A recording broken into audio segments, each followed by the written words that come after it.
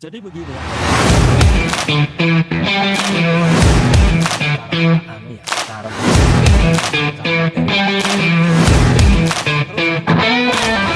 Okay, let's go. Action. Oke, assalamualaikum warahmatullahi wabarakatuh. Selamat pagi, selamat siang, selamat sore, dan selamat malam, sobat atau kawan satu arah dimanapun kalian berada. Ruang satu arah Indonesia, ruang visi, ruang harmoni. Oke, kembali lagi di podcast satu arah Indonesia. Jadi di sini untuk next episode yaitu episode ke-11. Di sini kita kedatangan narasumber yang sangat luar biasa. Ini merupakan salah satu dosen favorit dari Arif, teman-teman, gitu. Pak, ini kalau di satu arah biasanya panggilannya bukan Furqan lagi tapi Arif, Pak. Oh, Gitu. Nama ya. panggungnya Arif kan, kayak gitu. Nama viral ya. Nama viral. Nama Oke. nyari. Gitu. Jadi tanpa berlama-lama lagi, teman-teman, karena kita keterbatasan waktu juga, kawan satu arah. Jadi di sini kita akan ngebahas terkait, di episode 11 ini kita akan ngebahas terkait bagaimana AI, teknologi dan masa depan manusia itu ditentukan gitu. Nah, tapi kali ini kita akan membahas dari sudut pandang atau rumpun keilmuan filsafat itu sendiri. Gitu. Oke, siap. Oke. Siap. Sebelum lebih lanjut, mungkin boleh memperkenalkan diri terlebih dahulu. Oke, nama saya Nur Hamid, biasa dipanggil oleh anak-anak itu Pak Hamid ya, atau apaan akrabnya. Kemudian sebagaimana tadi sudah dijelaskan, ya tiap hari kita berkecimpung, bergelut dengan pengajaran kefilsafatan. Oke, berarti Ya, sebagai dosen dosen filsafat di di Fakultas Fuada, UIN Salatiga. Oke, berarti beliau ini merupakan dosen akidah filsafat Islam di UIN Salatiga, teman-teman. Oke, langsung aja ya Pak ya, kita Oke, siap. supaya mempersingkat waktu juga, karena ini platform satu arah kan memang sebenarnya sasarannya untuk generasi muda lah. Gen Z itu kan nggak suka yang berlama-lama gitu kan, Pak. Serba instan. Serba instan gitu. cepat. Iya, tapi saya insya Allah tidak sih Pak, saya menghargai proses kok ini kok. Oke, kalau kita ngomongin topik hari ini Pak, yang sangat-sangat menarik gitu, yaitu satu arah kali ini episode 11 ini kan dari teman-teman satu arah itu ingin mengambil yang namanya AI, kecerdasan buatan dan masa depan manusia. Apakah filsafat itu masih relevan dan dibutuhkan di era sekarang? Nah, Oke. sebelum beranjak lebih lanjut lagi, nah menurut dari Bapak Dr. Hamid, Amin ya Pak ya? Hamid Oh Hamid, oke. Selali. Oke, betul Pak. Kan sebentar lagi mau profesor Pak. Apa saya manggil dia Prof Hamid aja Pak? Pak Hamid, Pak Hamid. Oh Pak Hamid aja. Oke, bagaimana sih atau apa makna dan arti filsafat menurut Pak Hamid? Oke, jadi filsafat sendiri itu kan maknanya kan cinta akan kebijaksanaan. Jadi dengan filsafat itu nanti manusia itu bisa dituntun ke arah kebijaksanaan. Bagaimana dia berproses, berpikir, bertindak, itu di dalam menjalankan suatu aktivitas itu selalu dipertimbangkan melalui pemikiran yang kritis, ya, objektif, Iya. komprehensif, ya. Kemudian bagaimana hakikat manusia itu seperti apa, itu semua dipelajari di dalam filsafat. Nah, itu saya kira ya, sehingga penting sekali filsafat itu masuk ke berbagai lini kehidupan manusia. Oke, berarti secara sederhana dan secara umumnya ya filsafat itu adalah cinta kebijaksanaan. Cinta ya, Pak, ya? kebijaksanaan, untuk sampai bijaksana itu kan dia terus selalu berpikir reflektif, ya toh, berpikir secara mendalam, sehingga ketika dia mendapatkan satu permasalahan itu dia cenderung untuk memikirkannya secara kontemplatif terlebih dahulu sebelum dia membuat satu keputusan untuk kemudian mengambil satu aksi, ya, sehingga dia akan bijaksana itu di situ. Oke. Jadi orang bijaksana adalah orang yang selalu berbuat dan bertindak dilatar belakangi dengan pemikiran mendalam terlebih dahulu. Ya. Tidak gerusa-gerusuh. Itu kalau orang Jawa bilang ya. Jadi ada satu problem, oke, mundur dulu sejengkal untuk dipikirkan masalahnya, baru dia action gitu. Oke gitu ya teman-teman. Jadi filsafat secara sederhana cinta kebijaksanaan dan berpikir secara mendalam terlebih dahulu. Tapi orang yang berpikir aja itu apakah bisa dikatakan filsafat Pak? Berfilsafat gitu. Sebagai seorang filsuf mungkin ya. Kalau kita ngomong secara Ya, sederhananya. aktivitas berpikir itulah aktivitasnya seorang filosof. Oke. Jadi filosof itu seorang teoritikus, ahli teori. Jadi dia bukan praktisi. Sehingga nanti kalau ada seorang filosof itu mesti dia seorang ahli teori. Oke. Jadi kalau untuk praktisi itu sudah dunianya lain. Nanti masuknya ke dunia sains yang serba praktis, ya toh. Kalau filsafat itu mengawal perkembangan sains.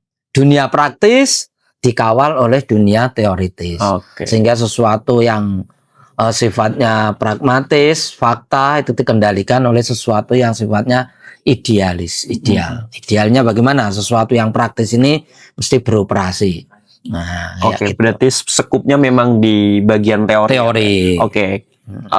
Bersandar dari pertanyaan yang pertama tadi sih Pak.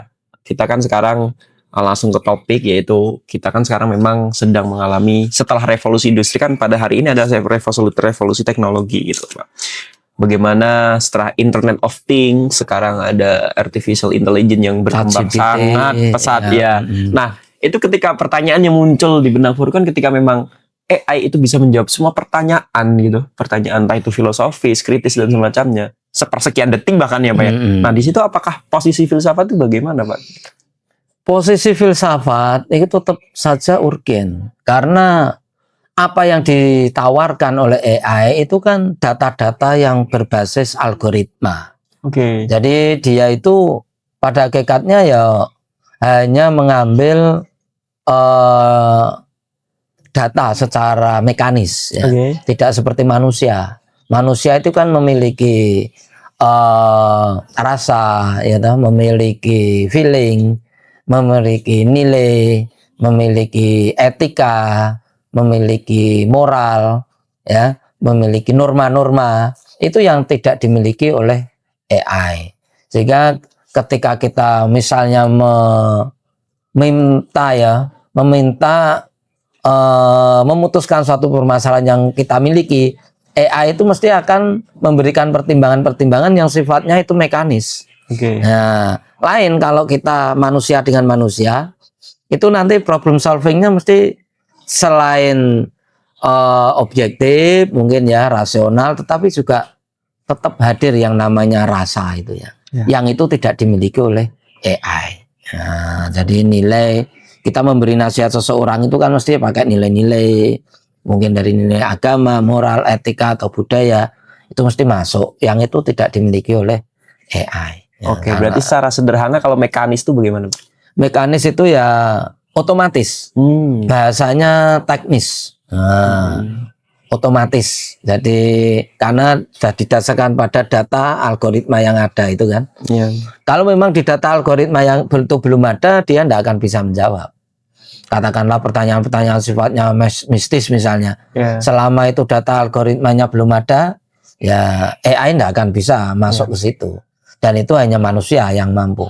Disitulah tetap posisi manusia sebagai operator filsafat itu ya tetap penting dan perlu sampai kapanpun. Justru AI itu harus dikendalikan oleh filsafat. Karena kalau AI itu tidak dikendalikan, dia akan liar. Dan nanti ada potensi untuk disalahartikan, disalahgunakan AI itu. Jadi secanggih apapun ilmu pengetahuan, tetap harus selalu dikawal oleh nilai-nilai kebijaksanaan yang ada di dalam ilmu filsafat itu. Makanya disitulah filsafat tetap terus perlu dikuasai dan dikembangkan ya. Dan terus diusahakan bisa mengawal perkembangan teknologi ini. Biar teknologi tidak berkembang secara liar. Itu ya. Oke, luar biasa sekali. Berarti gitu ya teman-teman. Jadi secara tidak langsung AI itu ya juga hal yang bersifat menjawab pertanyaan kita itu secara mekanis atau algoritma gitu. Nah, AI itu tidak punya rasa atau hati teman-teman. Makanya dia tidak punya feel, nilai, etika dan moral yang dimiliki manusia. Empati pada umumnya. Tapi ada teman saya Pak yang bertanya seperti ini Pak. Dia kan ada permasalahan atau problem gitu loh Pak. Tapi dia tuh nggak punya teman untuk curhat, tapi dia lebih nyaman curhat ke AI gitu loh, ChatGPT dan semacamnya. Tapi di situ AI bisa menyelesaikan secara dus, memberikan penawar gitu loh Pak. Nah itu bagaimana Pak? Bukannya itu punya empati ya Pak? Bukan. Curhat. Kalau empati itu kan dari hati ke hati itu empati. Kalau AI kan tidak punya hati. Kalau toh temenmu itu kemudian sukses karena AI, itu bagaimanapun itu pasti temanmu mempertimbangkan atas saran AI itu dengan hatinya. Oke. Nah, kalau Anda itu atau temanmu itu tanya dengan AI, saklek-klek apa yang dikatakan AI dilaksanakan, berarti dia jadi martabatnya sebagai manusia turun di bawah AI. Dia enggak punya hati nurani lagi. Kemudian ada satu kasus menarik itu di Amerika itu.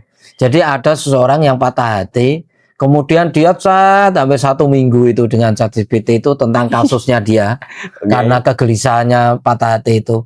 Akhirnya apa? Pada endingnya oleh AI itu diputuskan bunuh diri, sebaiknya bunuh diri. Ini kan bahaya sekali. Nah kalau orang itu saklek apa yang dikatakan AI dilaksanakan kan bunuh diri.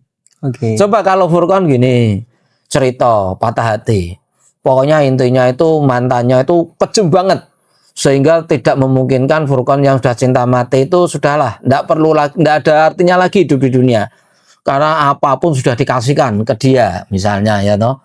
Kemudian akhirnya kan si AI ini mengatakan ya udahlah kalau kayak gitu memang karena kan dia mekanis dengan pertimbangan input yang kamu kasihkan itu ke AI ini AI memutuskan dengan kasus yang seperti ini jawaban yang paling layak ya bunuh diri, tidak ada lagi manfaatnya artinya hidup di dunia ini. Nah itu akhirnya dia bunuh diri. Itu ada kasusnya. Itu pertama. Kemudian kasus yang kedua ketika AI itu pernah diuji cobakan pada pesawat jet tempur di Amerika. Jadi pesawat jet tempur ini dilengkapi dengan alat canggih AI di sana diterapkan. Kemudian dia dipakai untuk berkeliling itu apa namanya? Memantau ya areal musuh. Nah, dengan data yang ada di areal musuh itu, dia pantau dengan kamera yang terhubung dengan AI itu. AI itu bisa memutuskan dirinya sendiri. Akhirnya dia putuskan dengan kahanan kondisi seperti ini, maka ini secara pertimbangan AI ini harus diatasi karena ini bahayanya sudah melampaui batas. Akhirnya pesawat itu melakukan tindakan sendiri di luar kontrol pemiliknya. Nah ini kan bahaya sekali itu. Berarti secara tidak langsung emang harus tetap ada kontrol manusia di baliknya. Harus ada tetap kontrol manusia di baliknya. Kita bergeser Pak penggunaan AI terhadap mahasiswa ya, mungkin mahasiswa akhir yang menggunakan AI gitu kan, atau teknologi memanfaatkan itu sebagai instrumen atau alat untuk menulis lah dan semacamnya. Bagaimana kita mengetahui batasan-batasannya Pak dalam hal menggunakan AI itu? Apalagi di rumpun akidah filsafat Islam mungkin ya. Terus kemudian bagaimana seorang mahasiswa itu tidak hanya dimanfaatkan atau menjadi budak intelektual AI kalau saya menyebutkannya, tapi juga bisa memanfaatkan AI itu secara bijak. Jadi begini, ada banyak mahasiswa itu yang tidak paham. Ya karena sering kita itu melihat manusia kan secara secara fisik mungkin secara material. Ya. Terus terang saja bagi dosen yang 10 tahun, 15 tahun itu membaca mahasiswa itu sudah kelihatan. AI atau tidak itu nampak banget. Dan itu sangat mudah bagi seorang dosen untuk mengetrack dia itu dari AI atau tidak. Dari material tulisannya bisa di-track, dari penguasaannya bisa di-track, dari argumentasinya ketika dia menjelaskan itu bisa kelihatan sekali. Jadi sebenarnya ya kalau mahasiswa itu terus begitu bertumbuh pada AI itu ya sebenarnya itu suatu kesalahan besar ya. Jadi makanya kita sebagai dosen itu sudah berkali-kali kalau memang materimu itu dari AI, dari browsing, hasil browsing boleh, tetapi coba usahakan tetap untuk menguasainya dengan baik, dibaca berulang-ulang, kemudian di-compare dengan literasi dari sumber-sumber lain seperti itu. Tidak taken for granted apa itu terus langsung di kopas print out diskusi. Nah itu kan akhirnya ketika ditanya ya akhirnya dia harus buka dulu karena dia memang tidak menguasai dengan apa yang dia tuliskan di dalam makalah itu, sehingga mahasiswa ini juga dalam bahaya sebenarnya karena ini adalah satu pilihan yang sangat menggoda bagi seorang mahasiswa untuk mencari jalan pintas itu.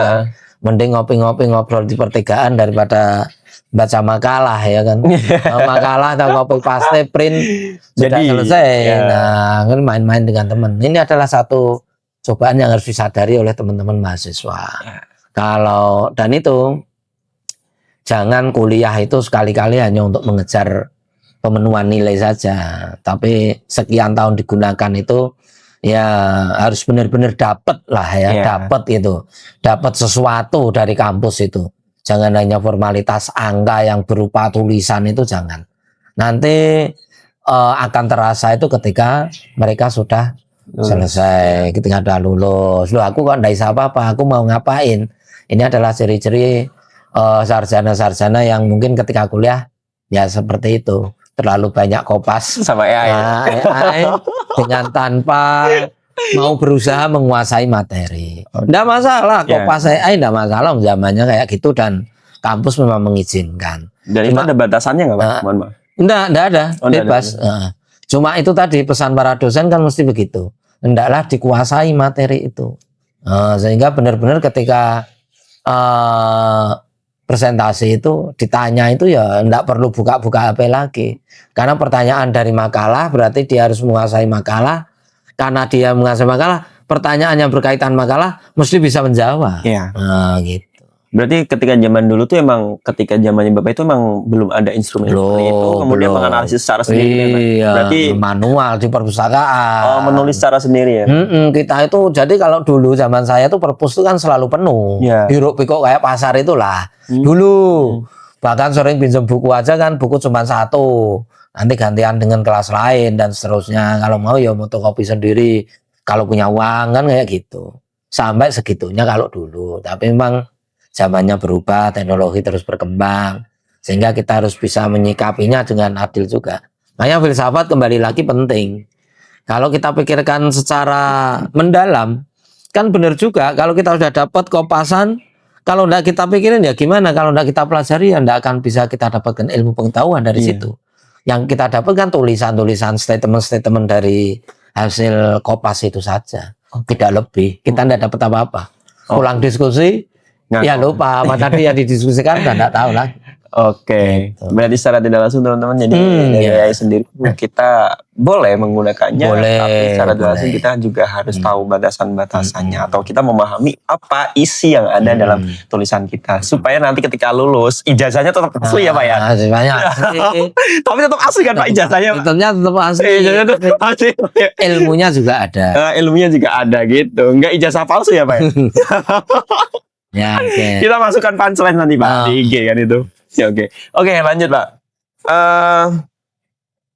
Sebetulnya saya ingin mempertanyakan sebelum lebih lanjut lagi lebih ke ini sih Pak. Siapa sih Pak tokoh yang menginspirasi Pak Kamit? Tokoh filsafat mungkin. Kalau kamu itu tokoh saya itu adalah Muhammad Iqbal. Dengan filsafat Hudi itu ya. Kepribadian itu coba kamu sebagai anak-anak yang pencinta filsafat itu wajib itu baca itu ya. Filsafat Iqbal itu salah satu yang menginspirasi saya. Bahkan skripsi saya kan tentang manusia sempurna. Konsepnya Muhammad Iqbal. Itu kan Huberman itu kan dari Jerman. Free will itu kan Friedrich Nietzsche itu. Tapi kalau saya kan idolanya si Muhammad Iqbal yang juga sama-sama punya konsep manusia sempurna. Cuma kalau Iqbal kan landasannya Al-Quran hadis. Bagaimana manusia sempurna menurut versi Iqbal itu seperti apa? Kalau dalam Islam kan namanya apa? Manusia sempurna itu insan kamil. Itu dulu. Skripsi saya dulu. Muhammad Iqbal apa Pak? Judulnya boleh di-spill Pak? Apa ya? Lupa saya bukunya.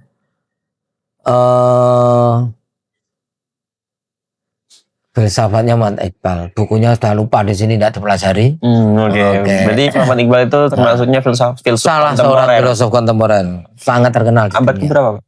Ya abad 17-an lah. Oke gitu teman-teman. Jadi itu mungkin nanti bisa kalau dari teman-teman kawan satu arah mau ngepo-ngepo terkait filosof yang namanya Muhammad Iqbal. Bukunya banyak sekali sih ya. Bukunya banyak. Mungkin salah satu bukunya ya Hudi itu. Hudi, KHUDI. KHUDI. Hudi Muhammad Iqbal. Oke, mungkin menjelang akhir Pak, ini mungkin pertanyaan goals yang mencakup sebuah inti. Apakah filsafat itu masih akan tetap relevan Pak? Terkhusus untuk masa depan manusia gitu. Terkhusus pada hari ini dan masa depan yang akan datang gitu. Oke, selama manusia masih ada dan memiliki akal pikiran sehat, itu filsafat itu akan tetap terus ada. Jadi filsafat itu adalah bisa dikatakan merupakan representasi akal pikir manusia. Jadi manusia itu dikatakan manusia itu kan kalau berpikir. Lah metode berpikir itu filsafat itu menawarkan metode berpikir. Agama pun kan berkali-kali memerintahkan kita untuk berpikir. Nah, alat untuk bisa berpikir itu ya filsafat itu. Nah, kalau di dalam bahasa agama populer di agama kita itu namanya ilmu mantik, filsafat dan seterusnya. Jadi ya selama manusia ada, filsafat tetap terus ada. Oke, selama manusia ada, filsafat akan terus ada. Kawan satu arah di mana kalian luar biasa, tepuk tangan. 1.000 yang nonton itu Pak. Oke, berarti kalau kita ngomongin filsafat nih Pak, arahnya kan emang untuk penguasaan teori tadi ya seorang filsuf ya. Nah, berarti dari AI itu tidak bisa menggantikan filsafat ya Pak? Oh, tidak bisa. Menggantikan sebagai seorang filsuf. Filosof, tidak bisa. Karena ya itu tadi kembali lagi. Karena filosof itu kan hatinya dipenuhi rasa cinta akan kebijaksanaan. Sementara AI kan tidak punya hati nurani. Ya, seorang filosof itu penuh perenungan, penuh refleksi, penuh dengan meditasi. AI itu kan tidak ada. Sehingga ketika dia memberikan satu arahan, memberikan satu nasihat, itu kan tidak ada nilai-nilai moral di sana, etika tidak masuk. Ya. Kecuali hanya nilai-nilai yang didasarkan atas algoritma semuanya ya. Semua. Nah, untuk terakhir kali sebelum dari Arif tutup atau Furqan tutup, itu ada nggak sih pesan atau pesan sebuah kiat-kiat atau quotes of the day dari Pak Nur Hamid untuk kawan satu arah yang nonton di rumah? Silakan. Jadi terkait tema hari ini. Untuk tema hari ini kaitannya dengan filsafat itu ada satu wise word yang mengatakan no action without meditation. Atau no action without contemplation. Nah, jadi setiap aksi apapun harus didahului oleh adanya kontemplasi. Harus didahului dengan meditasi. Ya, di situ meditasi kontemplasi itu kan pemikiran. Jadi kalau kita mau melakukan apapun itu harus ada pemikiran terlebih dahulu secara mendalam. Luar biasa sekali. Diingat-ingat ya kawan satu arah. No action without completion. Gitu ya Pak ya? Oke, saya hafal tuh masukan tuh. Oke, mungkin gitu aja Pak. Terima kasih banyak atas waktu yang telah diberikan. Oke, belajar terus. Ya, siap. Ganggu jadinya nih Arif ya.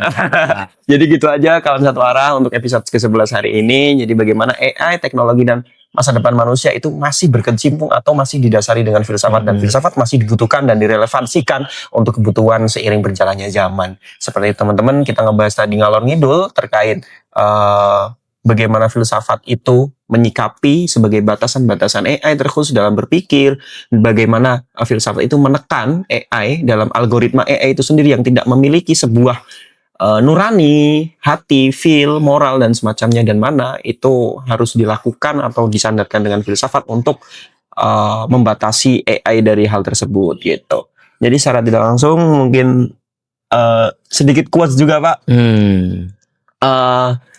Belajarlah, kalau dari Arif sendiri, kalau kita ngomongin filsafat kan memang kalau dari Arif sendiri idola filsafatnya itu kan beda-beda ya Pak ya. Banyak ya, tergantung konteksnya apa sih. Tapi tadi ingat terkait Habermas ya Pak ya. Manusia super gitu. Superman bahasa Inggrisnya. Iya, bagaimana seorang manusia itu walaupun tidak sempurna dan banyak dari keluputan, itu dari Friedrich Nietzsche mengatakan bagaimana kita bisa mengupayakan untuk menjadi sempurna itu sendiri. Gitu aja teman-teman, semoga episode hari ini bermanfaat. Saya Muhammad Arif Furqan, staf Satu Arah Indonesia, pamit undur diri. Pak Hamid sebagai dosen filsafat. Uin Salatiga. Oke.